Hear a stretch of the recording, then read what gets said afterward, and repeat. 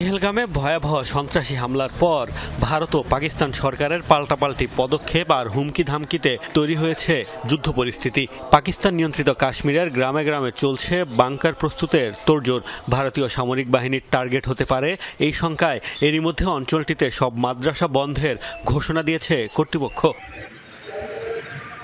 দশকের পর দশক ধরে বহু সংঘাতের সাক্ষী হয়েছে কাশ্মীর। এই অঞ্চল ঘিরে বড় দুটি যুদ্ধেও জড়িয়েছে ভারত ও পাকিস্তান। আর তাই নতুন যুদ্ধের শঙ্কা প্রবল হলেও আতঙ্কিত নয় আজাদ কাশ্মীরের বাসিন্দারা, বরং পাকিস্তানের সেনাবাহিনীর পাশাপাশি শত্রুর বিরুদ্ধে লড়াইয়ে প্রস্তুত তারাও।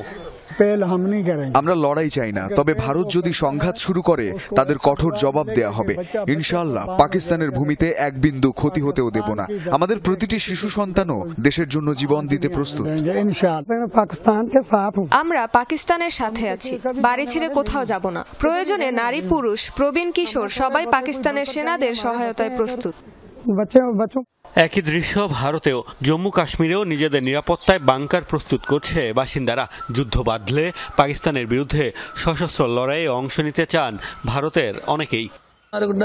আমরা আতঙ্কিত বা ভীত নই। যদি যুদ্ধ হয় তবে ভারতীয় সেনাবাহিনীর সাথে কাঁধে কাঁধ মিলিয়ে লড়াই করব। তাদের খাবার, পানি সহ প্রয়োজনীয় সবকিছু দিয়ে সহায়তা করব।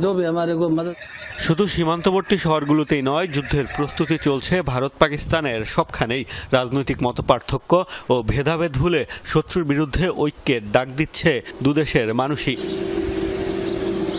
মোস্তফা মাহমুদ, যমুনা নিউজ।